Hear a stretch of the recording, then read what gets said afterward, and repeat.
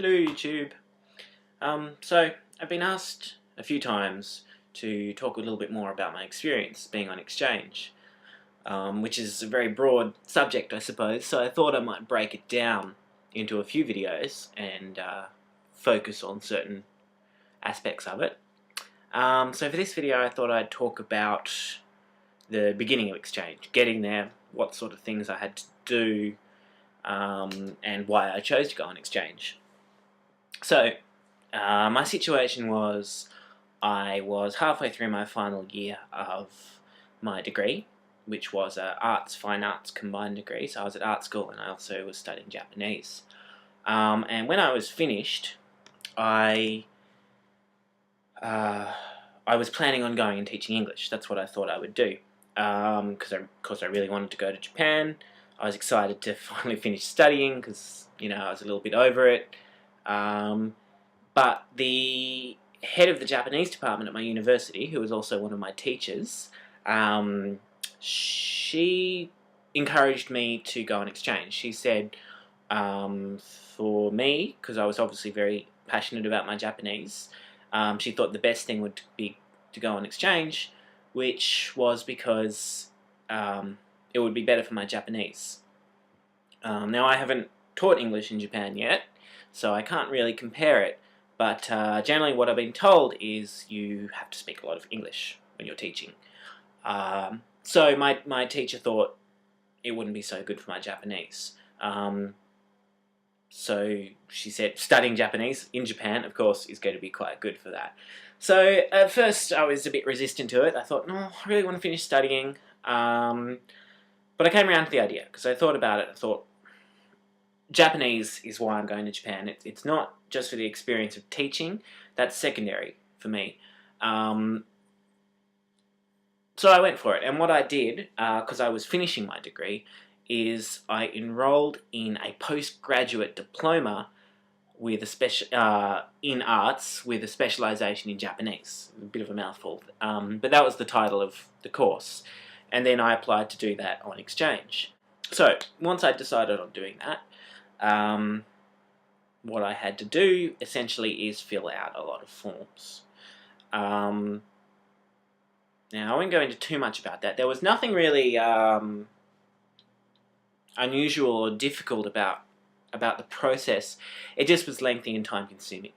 There are a lot of very particular guidelines. For instance, I had to take a bunch of photos, like passport photos, but with slightly different sizes. I guess Japan has different rules as to sizes of official photos or something.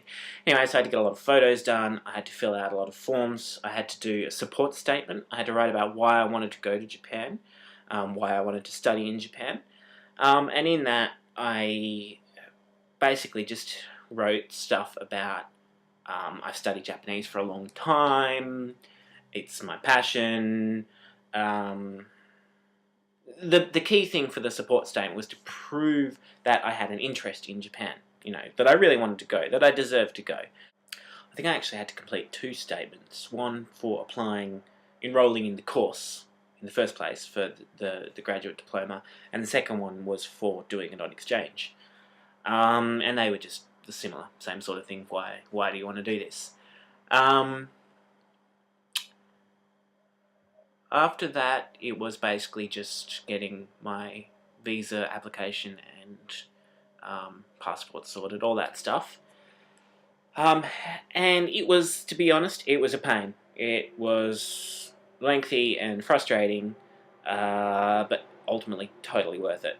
Something that took a long time was finding out if I got a scholarship or not, because I did end up getting a scholarship while I was in Japan.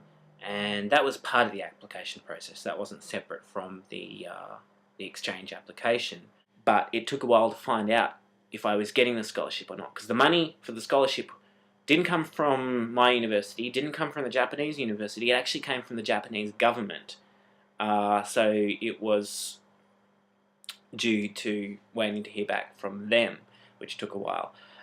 So it was a bit stressful for a while, because I was kind of in limbo waiting to find out, and if I didn't get the scholarship I wasn't sure if I was going to be able to afford it. I had to pay for everything to get to Japan, you know, my tickets and travel insurance and all that. But they set me up with an apartment. I'll talk more about that in another video. And I did get the scholarship, which was 80,000 yen a month. So it wasn't enough probably to completely exist on that alone, but it certainly was a big help. And something else I got, and I don't know how this works in other countries, but in Australia anyway, you can get payments from the government depending on your situation as a student. And I got youth allowance from Centrelink, that's the name of the organisation, which is for full-time students. And even though I was going to Japan, I discovered, thankfully, I was still eligible for that, as I was still enrolled through the Australian university, through the University of Tasmania. And also on top of that, they paid me living away from home allowance, which is just another little bit of extra money. So if you're going to be doing an exchange, it's worth looking into if you can still receive some payments from your government. So with those two things combined, I was pretty set for money actually. I did have a couple of part-time jobs in Japan, something else I might talk about in another video. But generally I was quite comfortable. Not rich, but you know, I could exist in Japan and still go out and have fun, hang out with friends, all that kind of stuff. A bit of travel as well. But I did save some money before I went to help me out too.